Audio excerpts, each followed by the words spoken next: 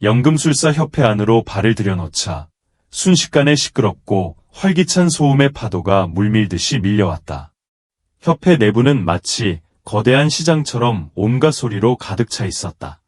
약재를 연마하는 법을 배우러 온 수련 연금술사들의 웅성거림과 토론소리, 그리고 약재를 구매하기 위해 방문한 손님들의 발걸음 소리와 흥정 소리가 뒤섞여 기청을 때렸다. 하루 중 가장 분주한 시간대답게 끊임없이 사람들이 카운터 앞으로 가며 북새통을 이루고 있었고, 그 속에서 생동감 넘치는 활력이 넘쳐 흘렀다. 아니, 저 사람은 설마. 지난번 일로 인해 벌은커녕 오히려 다른 하급 직원들의 우두머리가 된 루에이는 카운터에서 정신없이 바쁘게 일하고 있던 중 예연이 다가오는 것을 발견하고는 순간 기쁨에 찬 얼굴로 환한 미소를 지었다. 천자이, 이 젊은이를 내가 응대해 드리렴. 명심해. 아주 정중한 태도로 진심을 담아 대하고, 무엇보다 중요한 건 내가 돌아올 때까지 그분을 꼭 잡아두어야 해. 루에이는 옆에 서 있던 젊은 여직원에게 황급히 지시를 내린 후 마치 날아가듯이 2층으로 뛰어 올라갔다. 그녀는 그날 주화용 어른이 만약 다음에 예연이 온다면 무슨 수를 써서라도 그를 붙잡아두고 즉시 자신에게 보고하라고 신신당부했던 것을 잊지 않고 있었다. 천자이는 루에이의 뒷모습이 사라지는 것을 경멸하는 시선으로 바라보며 심술궂게 속으로 중얼거렸다. 겨우 운 좋게 관리자 자리에 오른 주제에 감히 나에게 명령을 해. 그녀는 예연을 곁눈질하며 입술을 비죽거렸다. 저런 빈털터리 녀석이 대체 뭐 그리 대단하다고. 설마 저 루에이의 숨겨진 애인이라도 되는 건가. 불쾌했지만 천자이는 여전히 예연 앞으로 다가섰다. 손님, 제가 무엇을 도와드릴까요? 현온 약재 한 병을 구매하고 싶습니다. 천자이의 마음속 경멸감은 더욱 커졌다. 현온 약재를 구매하는 사람들은 대부분 무혼조차 각성시키지 못한 하찮은 부류들이었고, 그런 자들이 현온 약재를 통해 자신의 몸속에 무혼의 흔적이라도 찾을 수 있을까 하는 일말의 희망을 걸고 찾아오는 경우가 많았기 때문이었다. 현온 약재는 1층 진열대에 있습니다. 한 병에 100현패이며 저를 따라오세요. 천자이는 예연을 앞장 세워 걸었다. 현온 약재는 기본적인 약재였기에 가격이 그리 비싼 편은 아니었다. 이곳은 도움 요청 구역인가? 붐비는 인파를 지나가던 중 예연은 문득 옆에 있는 금속 캐비닛에 시선을 빼앗겼다. 이곳은 연금술사협회의 도움 요청 구역이었다. 소위 도움 요청 구역이란 일부 연금술사들이 연금술 과정에서 해결하지 못하는 문제에 부딪혔을 때 그 문제를 종이에 적어 이 캐비닛 안에 넣어두면 다른 연금술사 중 해결 방법을 아는 사람이 답을 적어 메시지를 남기고 자신의 연금술사 번호를 기록할 수 있도록 한 시스템이었다. 일단 그 답이 정확하다고 증명되면 문제를 올린 사람은 답을 제공한 사람에게 보수를 지불해야 했으며 연금술사협회 또한 문제의 난이도에 따라 일정한 보상을 제공했다. 대부분의 연금술사들이 혼자 수련하는 경향이 있고 자신의 비법을 타인에게 쉽게 공개하려 하지 않는 특성이 있었기에 연금술사협회는 이러한 방식을 통해 연금술사들이 서로 더 많이 교류하고 연금술학의 발전을 촉진하기를 바랐던 것이다. 예연은 그 의미를 이해하고 미소를 지었다. 그때 그는 문득 전생의 자신을 떠올렸다. 전생에 그는 대륙 연금술사협회의 명예장로이자 구품, 제급 연금술사로서 수많은 제자들에게 가르침을 전하고 다른 사람들의 적지 않은 문제들을 해결해 주었다. 연금술학에 완전히 몰입했던 그 느낌은 생각할 때마다 그를 끊임없이 그리워하게 만들었다. 심지어 이 도움 요청 구역을 설립하자는 아이디어 또한 전생에 그가 연금술사협회에 건의한 후 점차적으로 모든 연금술사협회에 도입되었던 것이었다. 그럼 어디 이 대륙 변방에 위치한 소국 도시의 연금술사협회 수준이 어느 정도인지 한번 볼까? 예연은 미소를 지으며 앞으로 걸어갔다. 한 지역 연금술사들의 수준은 그곳 연금술사협회의 도움 요청 구역에서 적지 않은 단서를 얻을 수 있었기 때문이다. 자신에게 가장 가까운 캐비닛으로 다가가 예연은 진열된 정보들을 주의 깊게 살펴보았다. 환영 약제를 조제하는 과정에서 태양석을 첨가해야 할 시기는 암야초의 반응이 막 끝나는 순간 약액 내부에 붉은 반점이 생겨날 때라고 합니다. 그런데 왜 저는 매번 이렇게 해도 실패하는 걸까요? 이 순간 태양석을 넣으면 약액의 활성이 순식간에 사라져 폐액이 되어버립니다. 그 아래에는 이 사람이 진행했던 연재 과정이 매우 상세하게 첨부되어 있었다. 보아하니 이 문제 게시자는 상품 지구급 연금술사로군. 환영약제는 상품 약제 중 하나였고 상품 약제 중에서도 꽤 괜찮은 효능을 가진 종류였다. 환영약제를 연재하려는 시도를 할 정도라면 모두 상품 지구급 연금술사여야 했고 그렇지 않으면 현식의 강도조차 기준에 미치지 못했기 때문이었다. 상대방의 연재 과정을 보며 예연은 코를 만지작거리더니 연신 고개를 저었다. 이 상품 연금술사가 게시한 문제는 정말 모든 기초 지식을 내다 버린 것이나 다름없었다. 일반적으로 암야초의 효능은 3단계로 나뉘는데 이른바 반응이 끝났다고 하는 것은 3번째 단계의 반응이 완전히 종료되었을 때가 맞다. 그런데 이 문제 게시자는 암야초의 첫 번째 단계 반응이 막 끝난 순간 기다리지 못하고 서둘러 태양석을 넣어버렸으니 이런 식으로 성공적인 조제가 가능했다면 그게 오히려 이상한 일이었다. 잠시 생각에 잠긴 예연은 옆에 있는 종이와 펜을 들고 거침없이 써내려갔다. 암야초의 약효는 총 3단계로 나뉩니다. 첫 번째 단계의 반응이 끝났을 때 붉은색 반점들을 자세히 보면 옅은 노란색이 섞여 있는 것을 볼 수 있으며 두 번째 단계 반응이 종료되면 옅은 주황색을 띠는 붉은 반점들이 생겨납니다. 오직 3번째 단계의 반응이 완전히 끝났을 때 붉은 반점들이 완전히 짙은 붉은색으로 변했을 때 비로소 태양석을 넣을 수 있습니다. 귀하의 기초 지식이 너무나도 얕습니다. 암야초의 약효가 3단계로 나뉜다는 특성조차 생각하지 못하다니요. 예소요 대사에 대륙에서 흔히 볼 수 있는 약초의 특성을 여러 번 복습하시기를 제안합니다. 이처럼 형편없는 기초 지식으로는 아마 미래에도 아무런 성과를 얻지 못할 것입니다. 제대로 기초 지식을 다시 배우지 않을 것이라면 차라리 연금술사를 그만두고 고향에 돌아가 농사나 짓는 것이 나을 듯합니다. 답변을 캐비닛의 작은 구멍에 밀어넣은 후 예연은 옆 캐비닛에 있는 게시판으로 시선을 돌렸다. 옆에 서 있던 천자인은 그 모습을 보고 거의 웃음을 터뜨릴 뻔했다. 이곳 연금술사 협회 직원인 그녀는 잘 알고 있었다. 01번으로 번호가 매겨진 캐비닛 안에는 협회 회장인 화 회장이 다른 사람들에게 본보기를 보이고자 자신이 약제를 연재하는 도중 겪었던 그러나 해결하지 못했던 문제를 넣어둔 것이라는 사실을 남월성 전체에서 그 누구도 해결할 수 없는 문제였다. 그런데 이 녀석이 대체 누구라고 감히 진지하게 답변을 적어 남기다니. 설마 화 회장도 해결하지 못한 문제를 자신이 해결할 수 있다고 생각하는 것일까? 정말이지 너무 우스워서 웃음이 다 나왔다. 혹시 자신에게 관심을 끌기 위한 수작이라도 부리는 건 아닐까? 이런 작업 방식은 너무나도 서툴렀다. 예연이 다음 캐비닛으로 걸어가는 것을 발견하자 천자인은 직감했다. 이 녀석이 아직도 잘난 척을 하려는구나. 더는 참지 못하고 그녀가 말했다. 손님, 결국 약제를 구매하실 생각은 있으신가요? 당연히 구매해야죠. 여기 100현패입니다. 가져다 주세요. 예연은 100현패를 꺼내 천자이를 돌아볼 생각도 없이 계속해서 문제들에 몰두했다. 천자이는 입술을 비죽거리며 현패를 들고 자리를 떴다. 이때 3층에서는 루에이가 초조하게 이리저리 서성이고 있었다. 그녀는 이전 최고 속도로 주화용 관리자의 사무실로 달려갔지만 그때서야 주화용 관리자가 자신의 연재실에서 단약을 연재하고 있다는 것을 알게 되었다.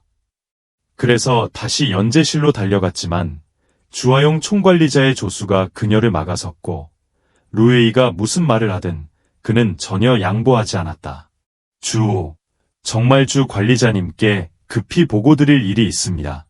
부디 제 말을 좀 전해주세요. 너처럼 하찮은 하급 직원이 대체 무슨 급한 일이 있다는 거야. 주우는 경멸하는 듯한 어조로 잘난 체하는 태도를 보였다. 주 대인께서는 지금 연재의 가장 중요한 순간에 계셔. 만약 대인께서 연재하는 것을 방해한다면 너 같은 하급 직원이 그 손실을 감당할 수 있겠어. 루에이는 그 말에 얼굴이 새빨개졌지만 다른 방법은 없었다. 주우는 속으로 쾌재를 부르고 있었다. 자신은 겨우 연금술학도에 불과했지만 운 좋게도 주화용의 눈에 들어 그의 조수가 되었기 때문이었다. 소위 조수란 주화용이 필요할 때 이것저것 가져다 주는 등 잡다한 일을 돕는 임시직이었지만 주화용은 연금술사협회의 총관리자였기에 그의 조수는 비록 잡다한 일을 할지라도 신분은 한 단계 더 높았다. 루에이 같은 하급 직원은 그는 안중에 두지도 않았다. 내가 경고하지 않았다고는 하지마. 내가 여기서 기다리게 해주는 것만으로도 충분히 체면을 세워준 거야. 만약 감히 계속 소란을 피운다면 더 이상 봐주지 않을 거야. 주 대인께서 연재하는 것을 방해하면 내가 죽음으로 속죄한다고 해도 주 대인의 손실을 메울 수 없을 테니 말이야. 이런 헛에 가득한 말을 내뱉고 나자 주의 마음속은 더욱 통쾌함으로 가득 찼다. 루에이는 두 주먹을 꽉 쥐고 그저 주화용이 연재를 마치기를 초조하게 기다릴 수밖에 없었다. 자, 여기 당신이 원하던 현혼 약재요. 1층 도움 요청구역. 천자이가 예현이 원하던 현혼 약재를 들고 다가왔다. 당신은 거기서 계속 잘난 척이나 하세요. 이 아줌마는 당신 상대할 시간이 없어요. 예현이 도움 요청 구역의 문제에 몰두하여 답을 적는 것을 보며 그녀는 경멸스러운 듯 입술을 비죽거렸다. 쿵!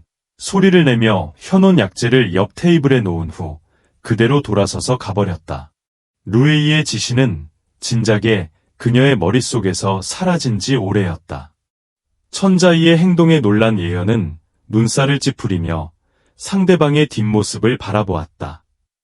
자신의 신분으로 일개 하급 직원과 굳이 다툴 생각은 없었지만 연금술사협회에서 매번 같은 일을 겪으니 이곳의 하급 직원들은 정말이지 너무 형편없었다. 이때 예현은 더 이상 도움 요청 구역의 문제들을 해결할 마음이 없어져 현혼 약재를 들고 연금술사협회를 떠났다. 연금술사협회 3층 줄곧 연재실에 틀어박혀 약재를 연재하던 주화용이 드디어 연재실 문을 열고 나왔다.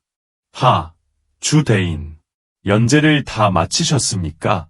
오늘 연재는 성공하셨는지요? 소인은 대인께서 몸을 씻으실 따뜻한 물을 미리 준비해 두었습니다. 먼저 세수라도 하시겠습니까?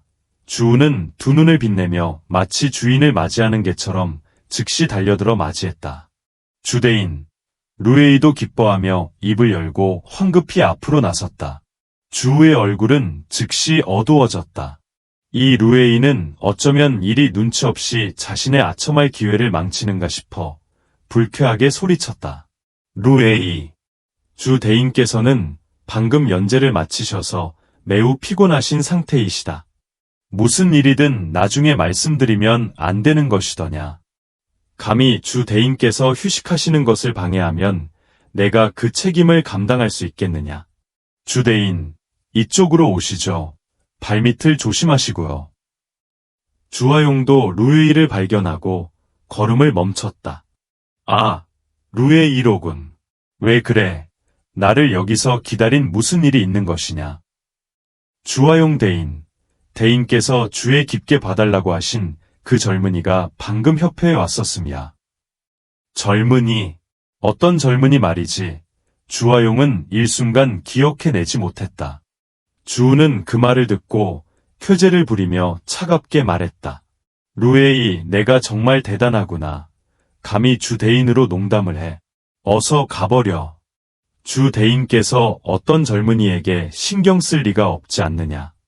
감히 주 대인을 희롱하다니. 이따가 내가 너를 찾아가 따져 물을 것이다.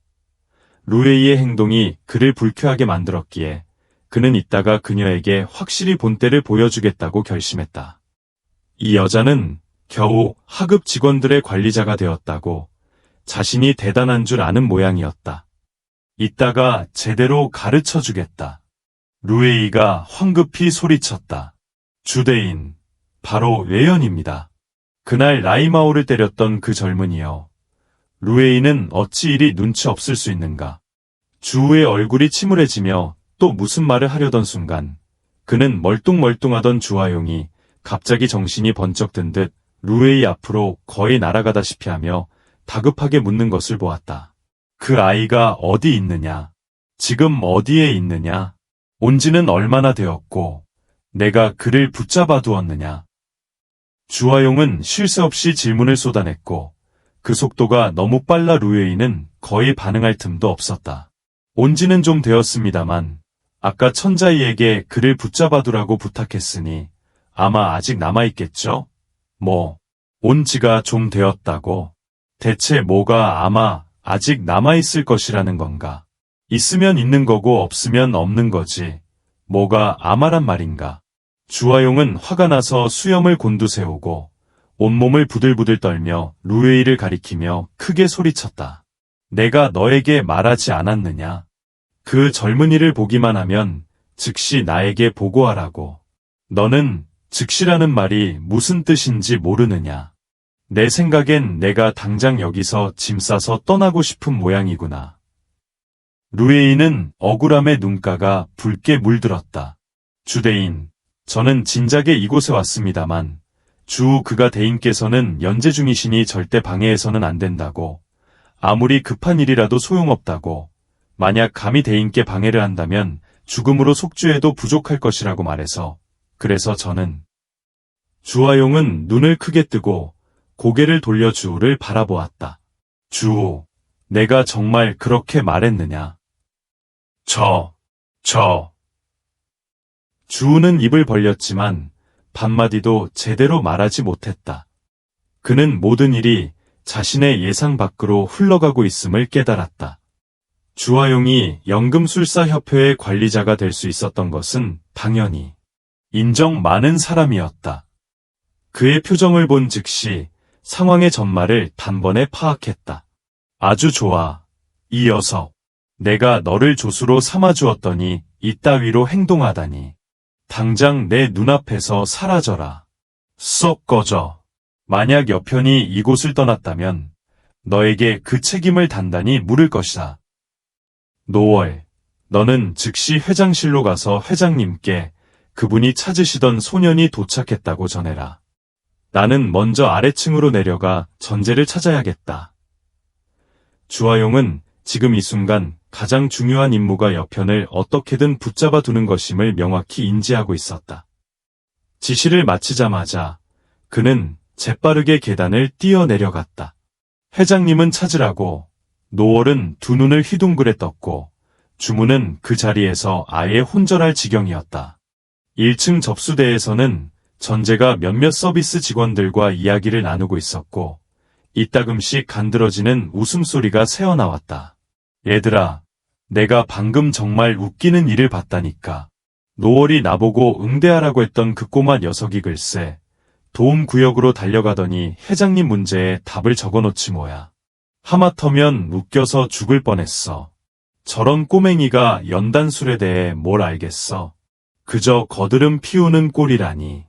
분명 나에게 관심을 끌려고 했을 거야. 하지만 안타깝게도 나는 꼬맹이에게는 전혀 흥미가 없지. 하하. 정말 그런 일이 있었단 말이야. 왜 나는 못 봤지? 아니, 그만 웃어. 다들 그만 웃으라고. 전재, 혹시 그 사람이 정말 연단술 대사일지도 몰라. 너 이번에 대박 터뜨린 거 아니야? 하하. 이 말을 듣자마자 주변 사람들은 배를 잡고 웃음을 터뜨리며 입을 다물지 못했다. 바로 그 순간 그림자처럼 한 인물이 그들 앞으로 쏜살같이 나타났다.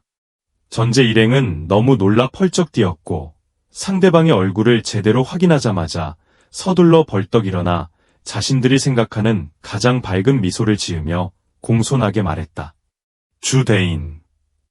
전재, 방금 노월이 너에게 응대하라고 했던 그 소녀는 어디 있느냐? 주화용이 다급하게 물었다. 전재의 얼굴에 머물던 미소는 순식간에 굳어버렸다. 잠시 후 도움 구역에서는 주화용의 얼굴은 어둡고 창백했으며 마치 폭발 직전에 화약통처럼 에너지를 축적하고 있었다. 마침내 그 화약통은 격렬하게 폭발하며 그가 분노에 찬 목소리로 크게 외쳤다. 사람은 어디 있느냐? 내가 분명 그가 여기에 있다고 말하지 않았느냐? 그는 어디로 갔단 말이냐? 전재, 어서 나에게 말해보아라. 그 사람이 도대체 어디에 있는 것이냐? 전재는 너무 놀라 얼굴이 파랗게 질렸고 목소리에는 흐느낌이 섞여 있었다. 모르겠습니다. 주대인. 방금 전까지는 분명 여기 계셨는데 지금은 다른 곳에. 당장 가서 그를 찾아라. 만약 그가 연단술협회 안에 아직 있다면 무슨 수를 써서라도 반드시 찾아내야만 한다. 주화용은 거의 포효하듯이 소리쳤다. 그가 말을 마치자마자 또 한 줄기 거친 바람이 휩쓸고 지나갔고 백발이 성성한 수염과 소박한 옷차림의 노인이 도움구역의 모습을 드러냈다. 주화용, 그 꼬마 녀석은 어디 있느냐? 어서 노부에게 좀 보여주어라. 화라연은 애써 침착한 척하며 깊이를 알 수 없는 초연하고 담담한 모습을 보여주었다. 조금 전까지 위풍당당하게 화를 내며 고함을 지르던 주화용은 이제 부끄러운 표정을 감추지 못하며 조심스럽게 대답했다. 화 회장님, 쿨럭쿨럭, 그게 말입니다. 잠시 후, 뭐라고? 내가 그를 놓쳤다고? 대체 연단술협회의 총관사라는 작자가 어떻게 이런 일을 처리한단 말이냐? 사람 하나 제대로 챙기지도 못하는데 너 같은 자가 필요할 이유가 무엇이냐? 화라연은 수염을 곤두세우고 눈을 부릅떴으며 이전에 여유롭던 모습은 온데간데 없었다. 두 손으로 주화용의 목을 움켜쥐고 당장이라도 그를 그 자리에서 질식시킬 듯한 끔찍한 표정을 지었다. 이게 도대체 무슨 상황이란 말인가? 전재는 그저 아득한 현기증을 느끼며 금방이라도 쓰러질 듯 온몸이 떨려왔다.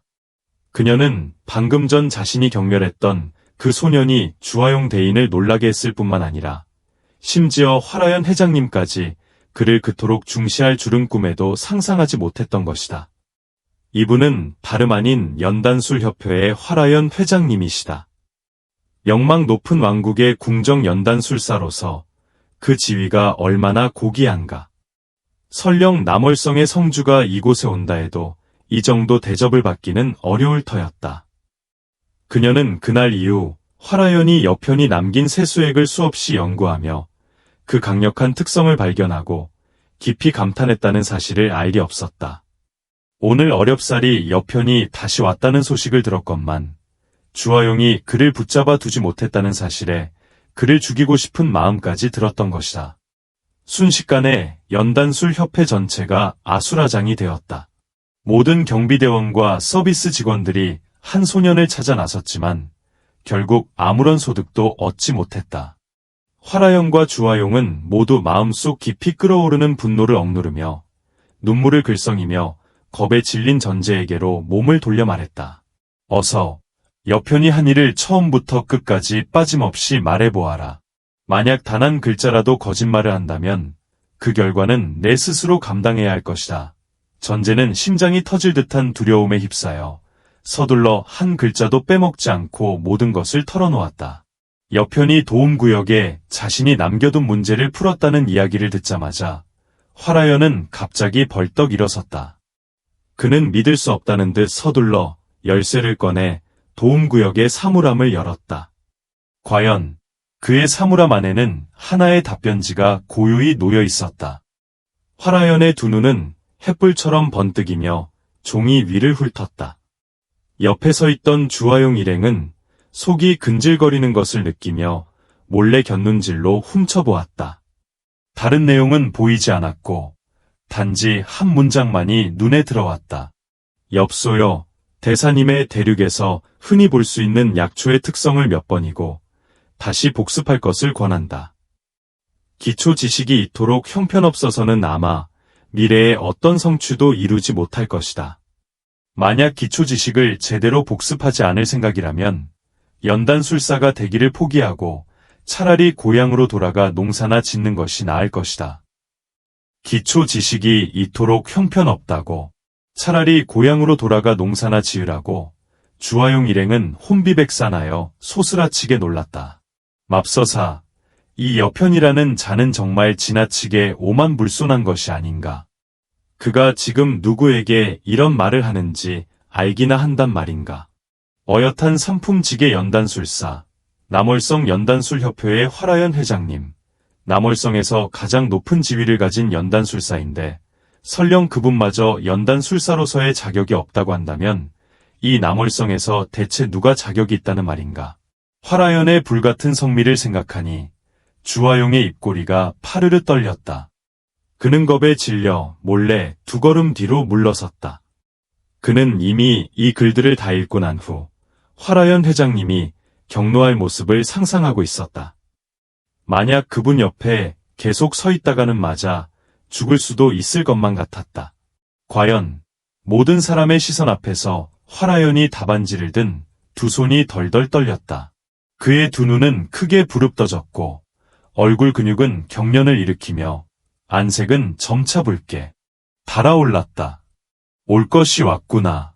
주화용 일행은 숨을 죽이며 화라연 회장님의 하늘을 뒤흔들 듯한 분노를 맞이할 준비를 했다. 화라연의 몸은 점점 더 격렬하게 떨리고 눈은 더욱 크게 부릅떠졌다.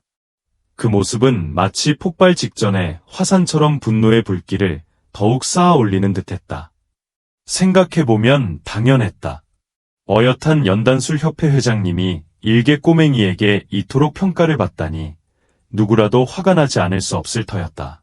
이는 얼마나 노골적인 조롱이며 얼마나 심한 경멸인가. 설령 1000번 만번 죽여도 모자랄 지경이었다.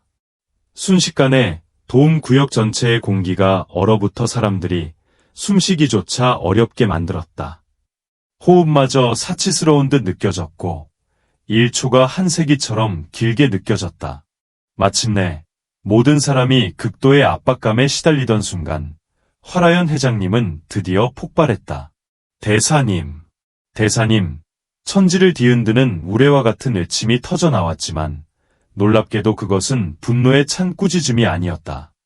화라연은 어디로 숨어야 할지 모르는 주화용의 멱살을 단숨에 움켜잡고는 눈 깜짝할 사이에 그를 자기 쪽으로 끌어당겼다. 그의 머리 위로 침을 튀기며 흥분으로 온몸을 떨면서 외쳤다. 내가 보았느냐? 내가 보았어. 이것이야말로 진정한 대사다. 이것이야말로 진정한 대사님이시다. 이것이야말로 진정한 연단술 고수다. 아мя초의 약효를 이토록 명확하고 상세하게 꿰뚫어보고 이리도 날카로운 논리를 펼치다니. 그의 말이 정말 옳았다. 나는 정말 너무도 어리석었어. 차라리 고향으로 돌아가 농사나 짓는 것이 나았을 것이다. 어쩐지 매번 환성약재를 연성할 때마다 실패하더니 하하, 이렇게 간단한 이치를 나는 그렇게 오랫동안 깨닫지 못했단 말인가. 나는 바보야. 정말이지 나는 바보야. 화라연은 앞뒤가 맞지 않는 말을 행설수설하며 흥분으로 온몸을 떨었다. 그의 목소리는 너무나 커서 연단술협회 대청까지 울려 퍼졌고 모든 사람들을 경악하게 만들었다. 무슨 일이지? 저분은 화라연 회장님이 아니신가? 대체 왜 저렇게 미치신 것처럼 구는 거지?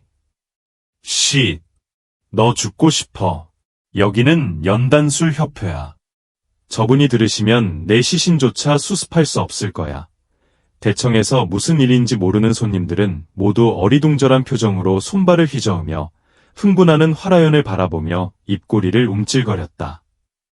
화라연은 다른 사람들의 수군거림에는 아랑곳하지 않고 시원하게 크게 웃었다. 환성약재는 그가 줄곧 연성해내지 못했던 약재였는데 오늘 여편의 답안을 보고 나니 온몸이 행복감에 휩싸여 들떠있어다. 비록 그가 다시 연성했을 때의 결과가 어떨지는 아직 알 수 없었지만 연단술에 대한 자신의 조회로 미루어 볼 때 종이에 적힌 방식대로만 연성한다면 10중 8구 성공할 것이라고 확신했다. 오랫동안 자신을 괴롭혔던 문제가 한 소년에 의해 해결되었다는 사실을 그는 믿을 수 없었다. 만약 세수액이 그에게 무수한 호기심만을 안겨주었다고 한다면 지금 이 답안을 본 후 여편에 대한 그의 태도는 호기심에서 직접적으로 경외감으로 변모해 있었다.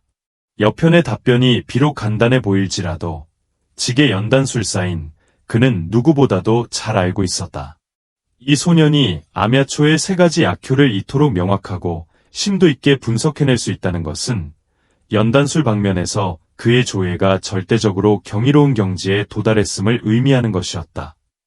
다른 이들의 의심스러운 표정과 달리 화라연에게 흔들려 비틀거리던 주화용 역시 겁에 질려 멍하니 있었다. 화라연 회장님의 말을 들어보니 그분이 남겨두었던 문제가 정말 여편에 의해 해결되었다는 말인가. 이런 농담 같은 소리가 삼품직의 연단술사인 화라연 회장님의 문제를 이 남월성에서 누가 감히 풀 수 있단 말인가. 주화용의 마음속에도 파도가 일렁였다. 화라연은 주화용을 자루처럼 옆으로 던져버리고는 다시 전제를 붙잡아 올리며 붉게 충혈된 눈으로 소리쳤다. 어서! 그가 내 문제 말고 또 누구의 문제를 해결했느냐. 전제는 잡혀 올라가 거의 숨을 쉴 수 없는 지경이 되어 흐느끼며 말했다. 회장님, 저는 모릅니다.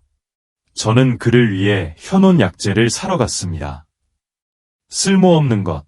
화라연은 전제를 옆으로 밀쳐내고는 주화용에게 크게 소리쳤다. 어서, 당장 모든 사물함을 열어라. 어느 칸이든 다 열어야 한다. 주화용은 총관사로서 당연히 도움구역의 모든 열쇠를 가지고 있었다. 그의 동작은 전례 없이 빨랐고 눈 깜짝할 사이에 도움구역의 모든 사물함을 열어젖혔다. 화라연의 01번 사물함에 답안이 있는 것 외에도 02번부터 05번까지의 사물함에도 각각 한 장의 답안지가 들어있었다. 05번 사물함은 내가 쓴 안연단 문제 아닌가. 설마 이것도 해결된 건가? 주화용은 서둘러 05번 사물함 안에 답안지를 꺼내 들었고 그 위에 이렇게 적혀 있었다. 안연단의 주요 작용은 무술가가 수련 중 일시적으로 주화인마에 빠져 현기, 현치, 가폭동을 일으킬 때 이를 억제하고 동시에 체내 현맥의 현기 폭동에 대한 저항력을 높이는 것이다. 주로 2가지 효능을 가지는데 격렬한 현기를 억제하고 현맥의 저항력을 향상시키는 것이다. 그러므로 배합 과정이 매우 중요하다. 내가 스스로 배합한 과정을 보니 엉망진창이고 근본적으로 안연 약재의 약효를 제대로 이해하지 못했더구나. 영약을 넣는 과정이 뒤죽박죽에 뿐만 아니라 융합시기마저 온통 오류투성이었다. 내 방식대로 연성한다면 근본적으로 안연 약재가 아니라 살인단을 연성하는 것이나 마찬가지다. 정말이지 어리석은 자로구나. 다행히 내가 안연 약재를 완성하지 못했으니 망정이지. 그렇지 않았다면 정말 만년의 재앙을 초래할 뻔했다. 안연 약재의 실제 연성 과정은 이러하다. 그 아래에는 안연 약재의 연성 과정이 다시 상세히 적혀 있었다. 과연 그렇구나. 안연 약재는 정말 이렇게 연성해야 하는 것이었어. 어쩐지 내가 아무리 해도 연성해내지 못했구나. 나는 정말 바보였어. 정말 바보야. 나는 정말 바보였다. 주화용은 연성 과정을 보자마자 마치 미친 사람처럼 환호했다. 옆에 서 있던 노월 일행은 이마에 검은 선이 주르륵 그어지는 것을 느끼며 생각했다. 큰일 났다. 주 대인마저 회장님은 따라 미쳐버리셨어. 천심단에 이런 영약이 또 있었다니. 정말이군. 왜 나는 이런 생각을 못했을까? 이렇게 연성하는 것이었군. 다시 생각해보니 정말 신의 한 수로구나. 젠장, 세상에 이렇게 똑똑한 사람이 있다니. 이런 순서는 천재가 아니고서는 도저히 생각해낼 수 없을 거야. 화라연과 주화용 2사람은 여편이 쓴 답안들을 서둘러 읽어내려갔고 완전히 그 내용에 깊이 빠져들었다. 5장의 답안지를 모두 읽고 나자 2사람은 완전히 충격에 휩싸였다. 특히 화라연 회장님은 지위가 높을수록 더욱 멀리 내다볼 수 있었기에 주화용보다 훨씬 더 여편의 답안 속에 담긴 비범함을 명확히 느낄 수 있었다. 이것은 근본적으로 최고 수준의 연단술 대사가 남긴 필적이었고 진정 세상에 둘도 없는 진기한 보물이었다. 남월성에서는 물론이거니와 왕성에서 가장 고급스러운 궁정 연단술사들조차도 어떤 면에서는 이 답안을 쓴 사람만큼 통찰하고 이해하지 못했을 것이다. 이 여편이라는 소년을 나는 반드시 찾아내고야 말겠다. 화라연은 마음속으로 굳게 결심했다. 그의 번뜩이는 두 눈에는 경외감을 넘어선 숭배의 빛마저 감돌았다. 이어지는 며칠 동안 연단술협회 전체는 여편이라는 한 소년을 찾기 위한 거대한 소동으로 들끓었다. 약사들은 모두 분주하게 움직이기 시작했다. 천가, 진가, 와 주무 두 사람은 즉시 제명 처분을 받았고 약사협회는 모든 직원을 대상으로 철저한 재교육 및 훈련 프로그램을 개시했다. 한편 주화용, 은 여편, 이 다시 찾아와 오늘과 같은 예기치 못한 소동이 벌어질까 깊이 우려하여 직접 카운터 앞에 굳건히 자리를 지키고 있었다. 화라현, 회장은 훈련실에 틀어박혀 여편이 남긴 귀한 답변들을 토대로 마치 무언가에 홀린 듯 약을 제조하는 데 몰두했다. 이 모든 거대한 파문이 장본인인 여편은 자신의 무심하고 즉흥적인 행동이 약사협회에 이토록 엄청난 충격과 변화를 가져왔다는 사실을 전혀 알지 못한 채 현온 약재를 손에 넣자마자 곧바로 자신의 기숙사로 향했다. 기숙사 안에서는 천성, 진성, 이 침대 위에서 다리를 꼬고 수련에 정진하고 있었고 그의 몸 밖으로는 미미하지만 분명한 현기의 파동이 은은하게 퍼져나오고 있었다. 여편이 방으로 들어오는 것을 보자 그는 무심코 눈을 뜨지 않을 수 없었다. 아, 천뚱땡이, 너 설마 수련 같은 것도 할 줄 아는 거냐? 여편이 장난기 어린 목소리로 그를 놀렸다. 여편이 아는 바에 따르면 천성의 천부적인 재능은 실로 매우 뛰어났지만 이 녀석은 게으름에 익숙해져 수련의 시간을 거의 할애하지 않았다. 그래서 그는 항상 사도, 현맥, 경지에 머물러 있었다.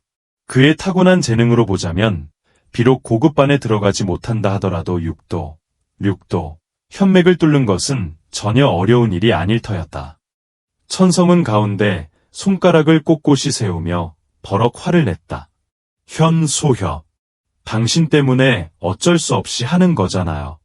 폐물이나 다름없는 당신조차 벌써 3도, 현맥을 뚫었는데 제가 만약 더 노력하지 않으면 나중에 밖에 나갔을 때 모든 아름다운 미녀들의 시선이 온통 당신에게만 쏠릴 거 아니에요.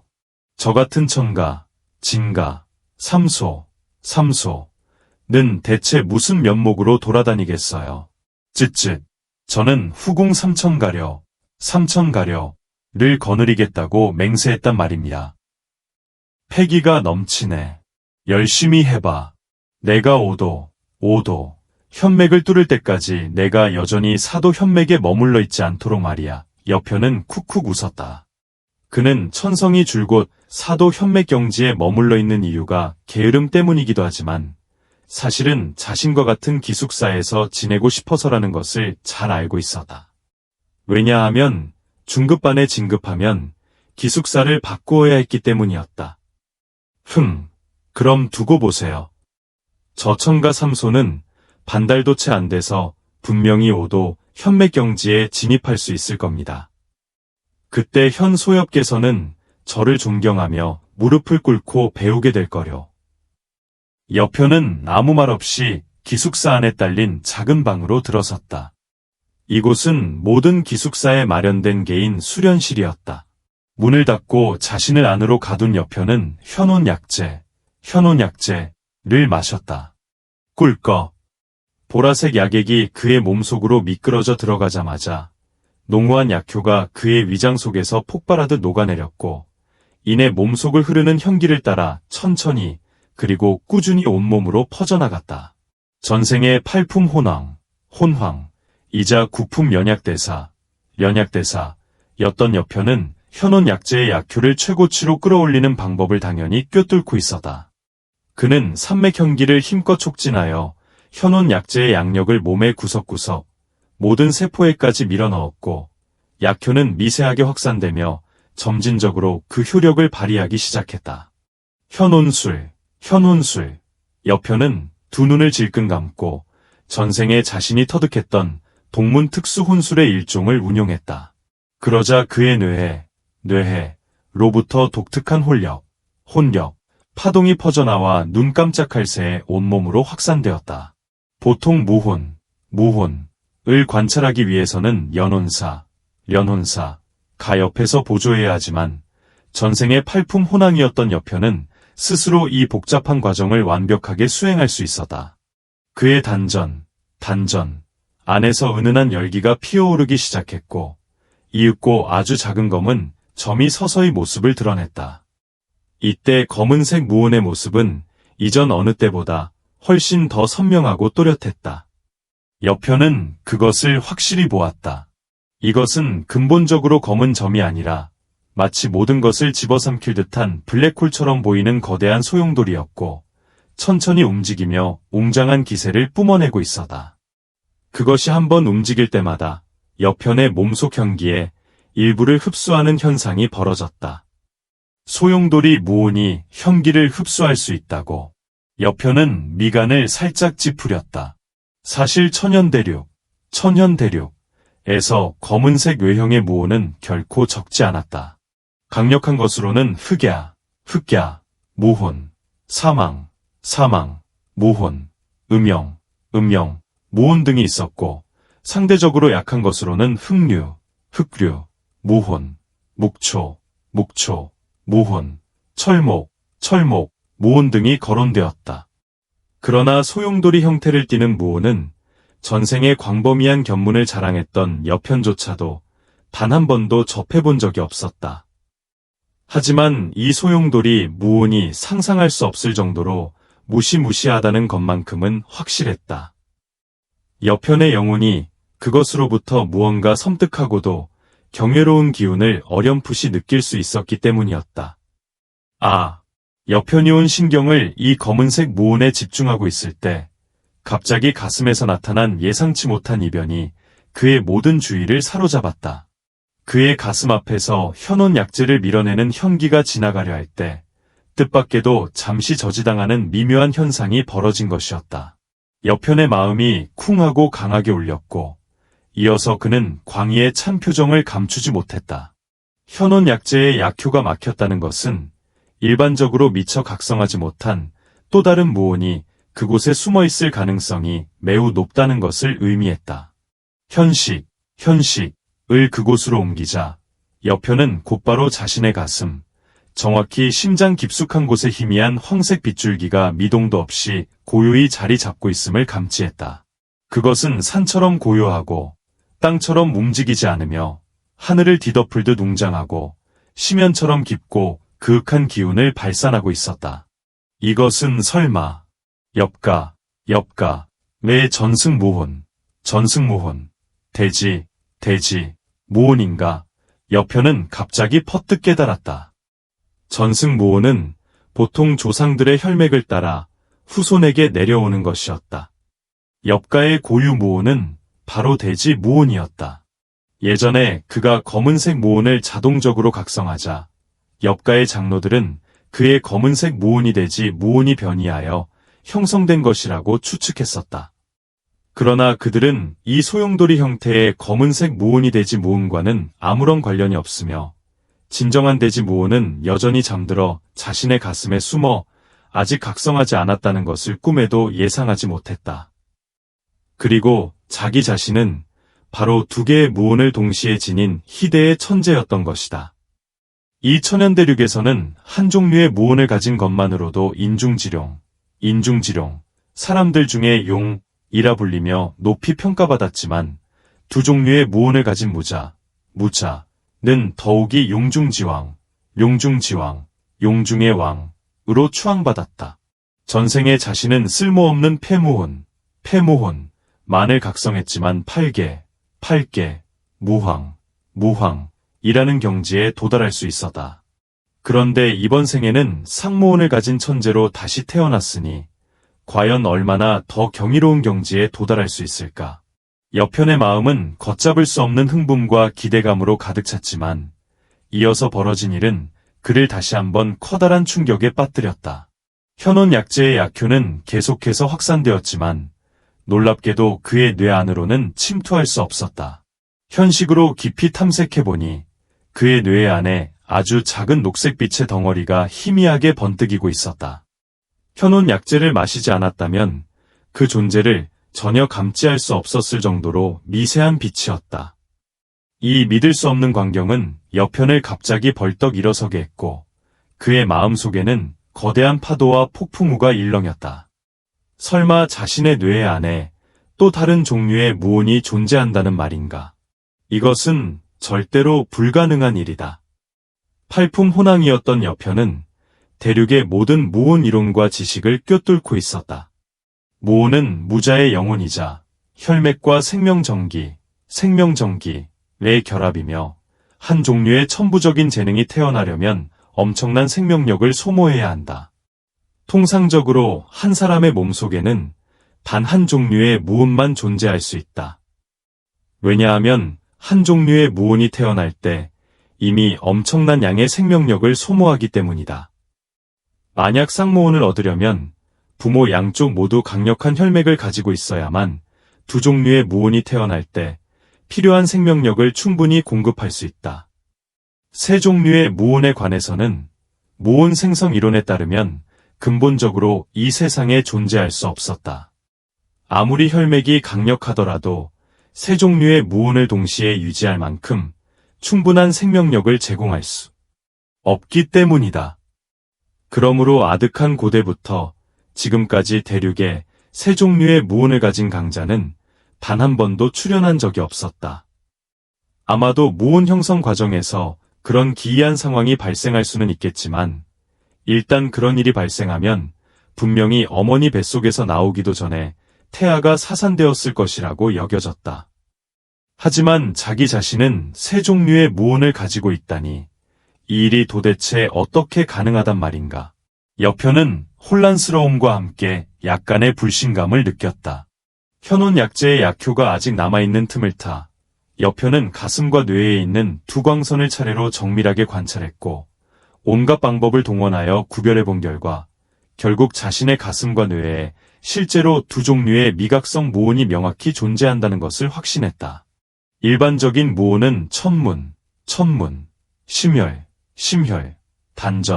단전이라는 세 가지 핵심 지점에 존재할 수 있으며 보통 사람들은 이 중 어느 한 지점에서 오직 하나만을 각성할 수 있었다. 그런데 자신은 뜻밖에도 세 종류의 무온을 동시에 지니고 있다니. 여편은 기쁨과 환희에 찬 미소를 터뜨렸다. 전생에 나는 겨우 폐무온 하나만 각성했는데 이번 생에는 이렇게 하늘의 섭리를 거스르는 세 종류의 무온을 얻다니. 이것은 하늘이 나에게 고의적으로 베푸는 보상인가? 순식간에 여편의 마음은 걷잡을 수 없는 흥분으로 가득 찼고 자신의 찬란한 미래에 대한 강한 신뢰와 희망으로 충만해졌다.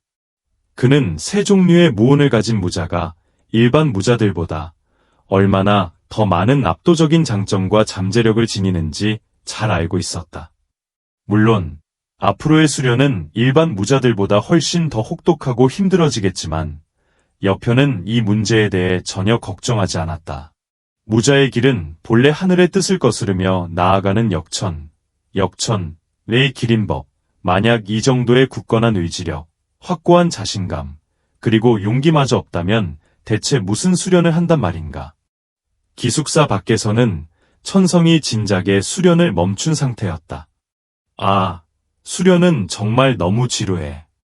지금 내 혈맥 충격 강도로는 최소 열흘은 더 걸려야 5번째 혈맥을 뚫을 수 있을 거야. 이렇게 오래 수련하느니 잠시 쉬는 게 낫겠어. 천성의 토실토실한 얼굴에 갑자기 음흉하고 비열한 미소가 번졌다. 오른손을 이불 속으로 쑥 넣더니 한참을 뒤적거린 끝에 책 한 권을 꺼냈다.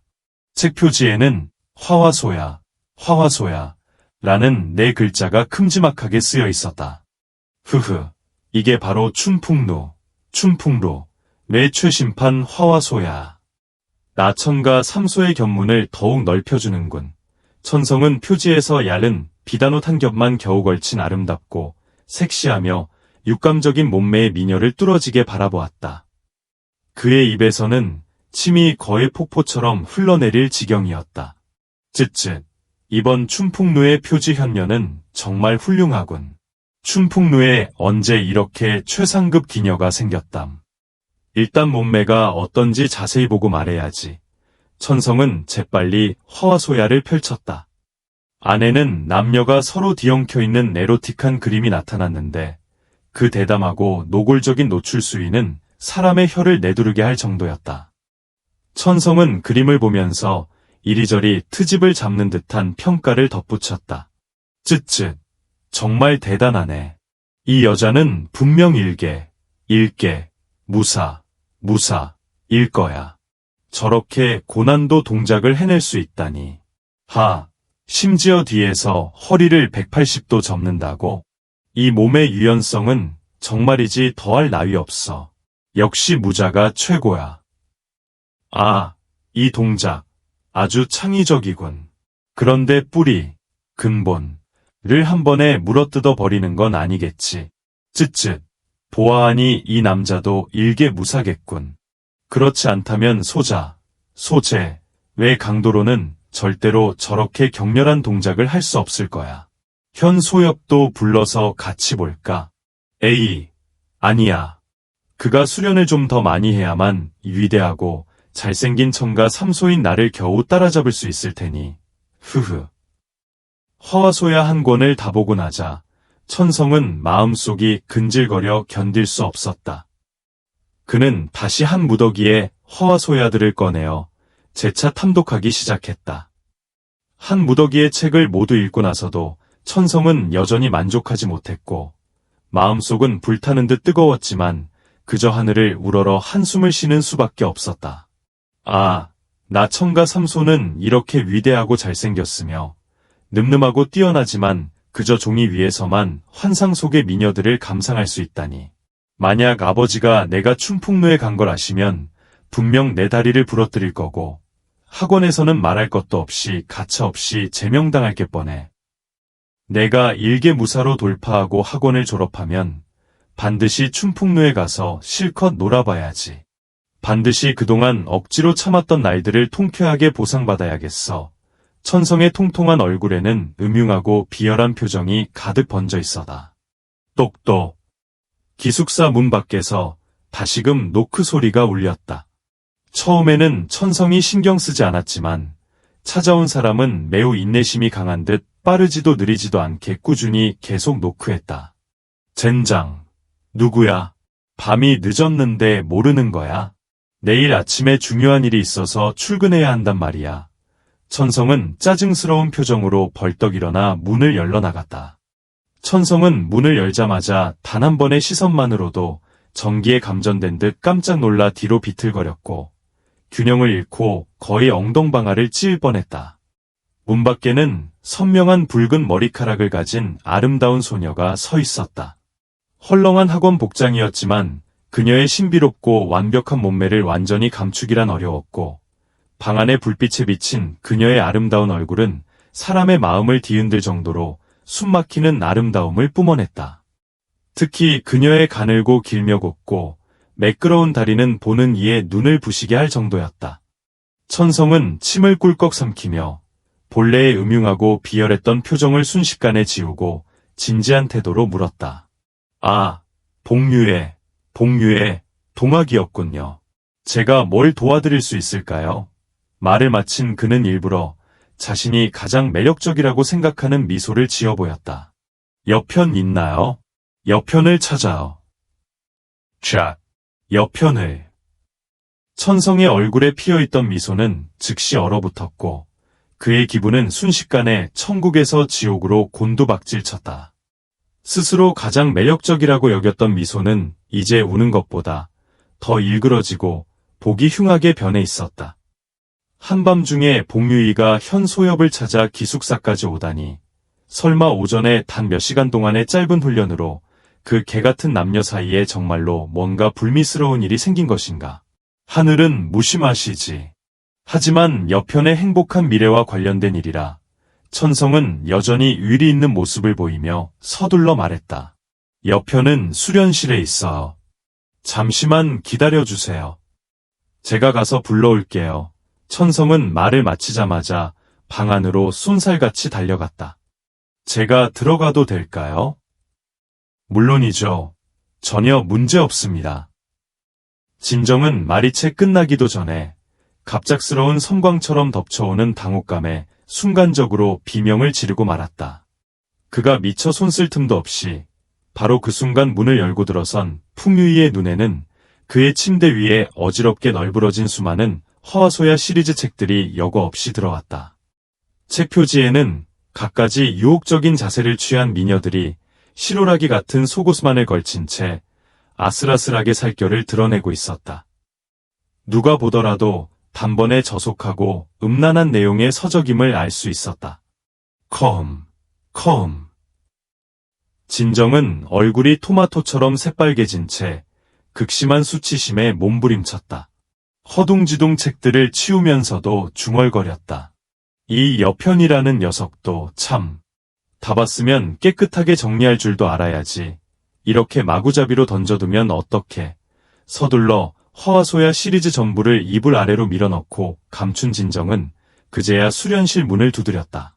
현소협, 풍유의 동학이 볼 일이 있어 찾아왔습니다. 잠시 나와보시죠. 말을 마친 진정은 여편의 침대에 털썩 주저앉으며 마치 그곳이 자신의 침대라도 되는 양 능청스럽게 행동했다. 풍유의 마음속에는 약간의 불쾌감이 치밀어 올랐다. 이 남자들은 도대체 뭘 배우는 거야. 제대로 된 건 하나도 배우려 하지 않고 아침에 여편의 뻔뻔스러운 시선이 제 몸 여기저기를 탐욕스럽게 훑었던 일을 떠올리자 그녀의 마음속은 더욱 강렬한 수치심과 분노로 들끓었다. 끼. 문이 열리고 여편이 안에서 걸어 나왔다. 그가 입을 연 첫 마디는 다름 아닌 이것이었다. 뚱보야, 내 침대에 앉아서 뭐하냐. 진정의 얼굴에 떠올랐던 미소는 순간적으로 굳어버렸고 울기보다 더 추한 표정이 되고 말았다. 젠장, 그렇게까지 잔인할 필요가 있어. 그는 더듬거리며 말했다. 내가 앉을 자리가 없어서 그런 거지 뭐겠냐. 툭. 풍유이는 그 상황을 보자마자 모든 전말을 알아차렸고 결국 웃음을 참지 못하고 푸웃하고 터뜨리고 말았다. 그녀가 가볍게 입꼬리를 올리자 방 안의 모든 빛이 사라진 듯했으며 오직 그녀의 눈부시게 아름다운 용모만이 빛을 발했다. 역시 여신이야. 이 여신의 미소는 내 어린 심장을 먹게 할 것 같아. 아깝게도 여신이 눈여겨보는 건 현소엽이라니. 이 무슨 불공평한 이치란 말인가. 진정은 속으로 울부짖었다. 하지만 절친한 형제로서 진정에게는 그 정도 의리는 있었다. 그는 풍유이를 보더니 다시 여편을 바라보며 호탕한 척 손을 흔들었다. 현소엽, 오늘 강의실에 책을 두고 온 것 같아서 찾으러 가봐야겠어. 두 분은 편하게 이야기 나눠.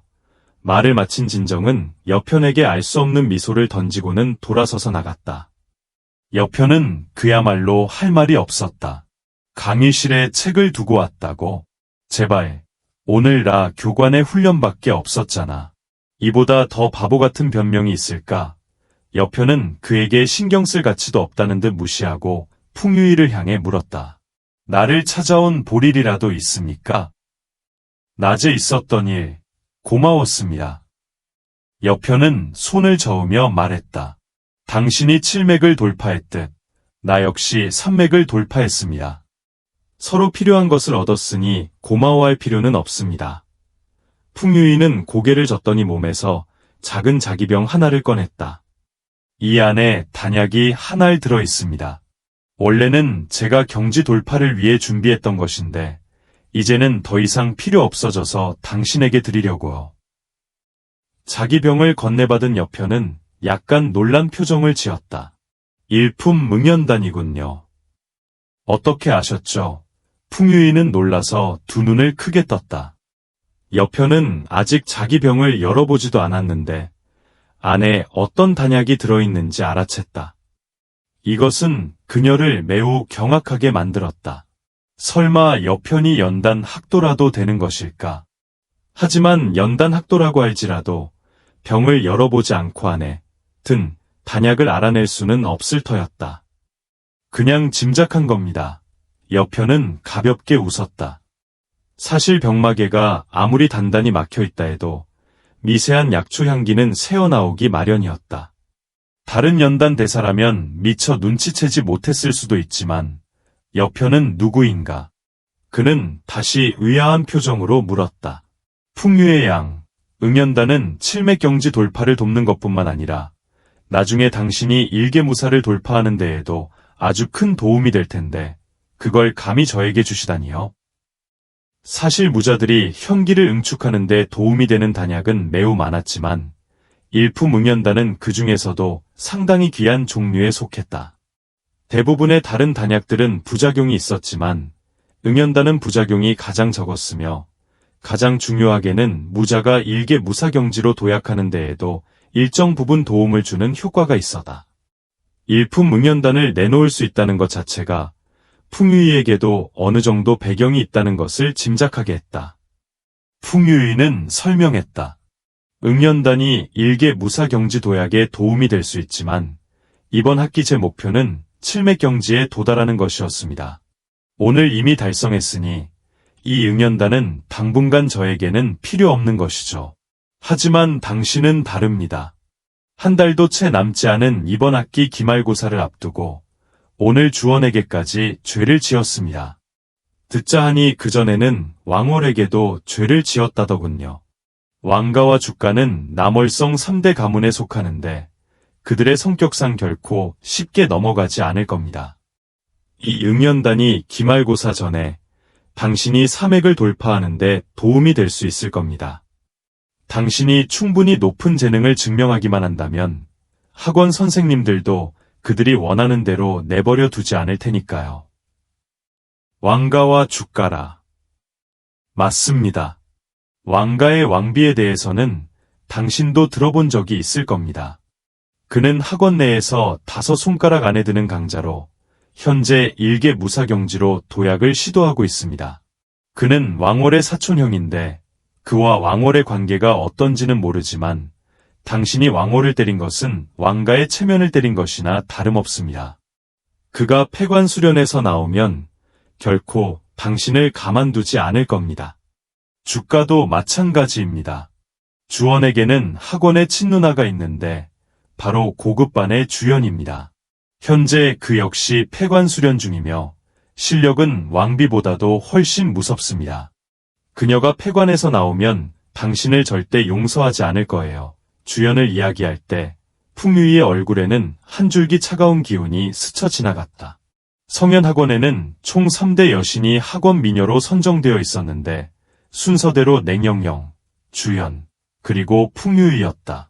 실력으로 논하자면 냉영영이 첫째, 주연이 둘째였고 두 사람 모두 일개 무사경지로 도약할 자격을 갖추고 있었다.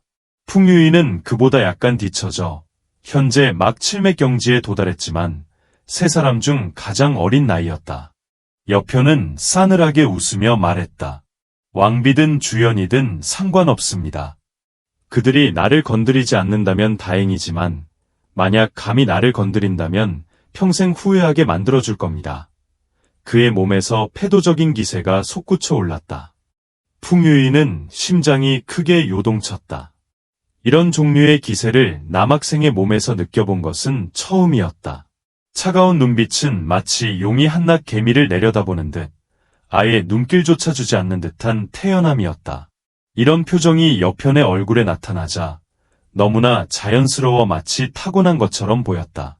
이 남자는 도대체 어떤 종류의 인간인가? 풍유이의 마음속에는 알 수 없는 일렁임이 피어올랐고 여편은 다시 한번 그녀에게 큰 충격을 안겨주었다. 여편은 응연단을 거두며 말했다. 그렇다면 이 응연단을 받겠습니다. 고맙습니다. 이어서 그는 진심으로 말했다. 하지만 당신에게 한 가지 조언을 해주고 싶습니다.